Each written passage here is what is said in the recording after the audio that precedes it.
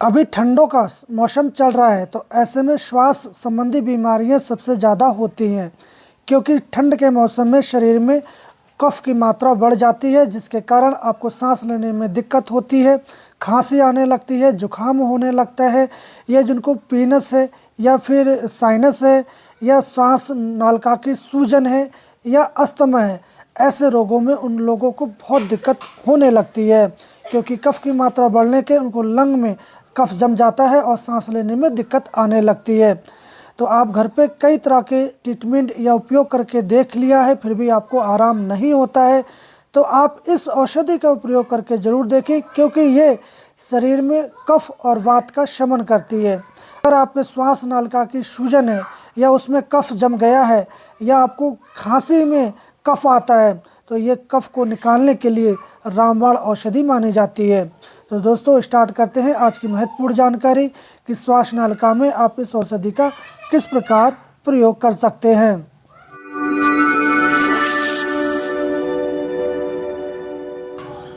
तो दोस्तों, जैसे कि आप देख पा रहे हैं इस औषधि के बारे में, तो थोड़ा सा इसके परिचय के बारे में आप जान लें। इस औषधि को कंठकारी के नाम से जानते हैं और इसको क्षेत्रीय भाषाओं में भी अलग अलग नामों से जाना जाता है, जैसे कि इसको भारतीय नाइट शेड या येलोवेरी नाइट शेड के रूप में भी जाना जाता है। ये दसमूल जो काढ़ा है उसकी ये 10वीं जड़ी बूटी होती है, उसमें इसका उपयोग किया जाता है और ये जड़ी बूटी स्वाद में तीखी और कड़वी होती है और ये कफ को निसार करने वाली, मतलब कि शरीर से कफ को बाहर निकालने वाली औषधि मानी जाती है। ये तासीर में गर्म होती है। तो इस औषधि का प्रयोग भूख बढ़ाने, पाचन तंत्र को ठीक करने या फिर श्वास नालिका की संबंधित बीमारियों में इसका प्रयोग किया जाता है और इसकी पहचान करना बहुत ही आसान है। आप इस पौधे को देख लें, इसके ऊपर से नीचे तक इसके पत्तों में या इसके जो टहनियाँ हैं उसमें आपको छोटे छोटे कांटे दिखाई देंगे। ये छोटी कंटकारी है और इस जो फूल हैं ये बैगनी रंग के आते हैं। इसके अंदर का जो पुंकेसर है पीले रंग का होता है और इसके जो फल हैं ये कच्ची अवस्था में हरे दिखाई पड़ते हैं और पक जाने पर ये थोड़े से नारंगी रंग के हो जाते हैं और इसके बीज अंदर से मिर्ची के बीज की तरह ही दिखाई पड़ते हैं। तो इस प्रकार आप इसको पहचान कर सकते हैं। ये भारतवर्ष में उष्णकटिबंधीय इलाकों में हर जगह पाया जाता है। खाली पड़े स्थानों पर या रोड के किनारे आपको इसके पौधे देखने को मिल जाते हैं। तो इस प्रकार आप इस कंटकारी को पहचान सकते हैं। इस कंटकारी की भी कई प्रजातियां होती हैं, सफ़ेद कंटकारी, रेंगड़ी या फिर बड़ी कंटकारी, ये कई प्रजातियां इसकी हो सकती हैं। तो आप जो देख रहे हैं ये छोटी कंटकारी है। तो इस कंटकारी का उपयोग श्वास रोग में सबसे ज़्यादा किया जाता है। अगर आपको खांसी आती है या छोटे बच्चों को खांसी आती है तो आप इसके पत्तों को तोड़ लें, इसका रस निकाल लें और थोड़ा सा गुनगुना करें।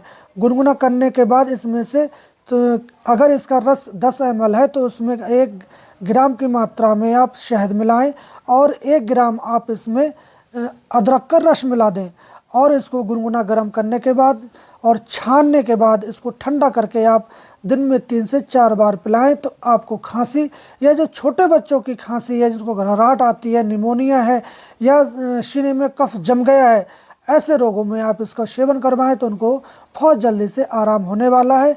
इसका सेवन आप जब तक करवाएं जब तक उनका कफ शरीर से बाहर ना निकल जाए। अगर जो बड़े लोग हैं, जो एडल्ट हैं, जिनकी उम्र 15 साल से ऊपर है, वो लोग इसकी पत्तियां, जड़, फूल, तना को सबको ले लें और काट लें। करीब 10 ग्राम की मात्रा में इसको लेकर और 400 ग्राम पानी में इसको उबालें। जब उबलते उबलते 1/4 रह जाए इसको छानकर आप पी लें। ऐसा करने से भी आपकी जो श्वास संबंधी बीमारियां हैं वो भी ठीक हो जाती हैं।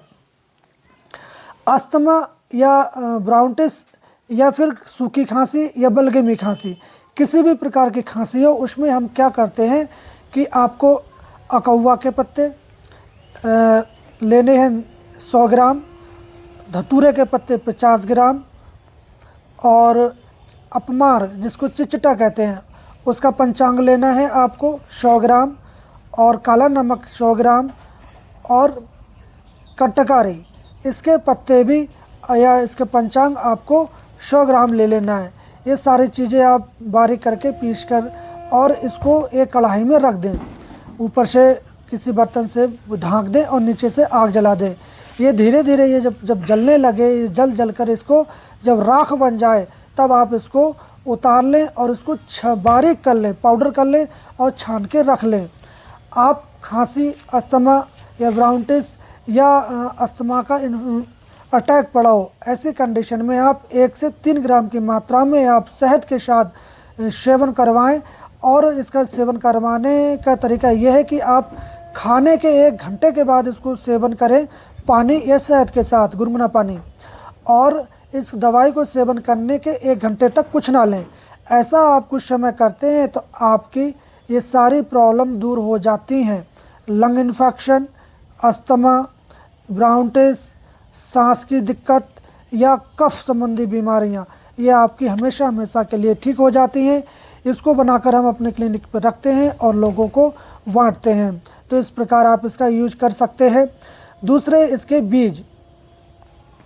बीजों को आप चूर्ण ले लें और इसके चूर्ण को आप किसी बीड़ी के अंदर भरकर और इसका धुनी आप दांतों में लगाते हैं जहाँ कीड़ा है, वहाँ लगाने से भी आपके जो दांत में कीड़ा है वो निकल जाता है।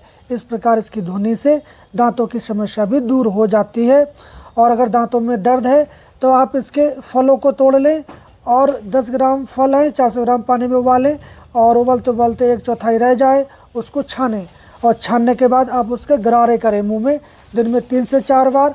तो आप देखेंगे आपके जो मुंह में और जो आपके दांतों में खुक्कलपन है, जहाँ इन्फेक्शन है, जहाँ दर्द है या वहाँ से जो खून निकल रहा है या उसमें कीड़ा लगा है, ऐसे कई समस्याओं से इस कंठकारी के क्वाथ से आप गरारा करने से भी या कुल्ला करने से भी आपको ये सारी समस्या दूर हो जाती है।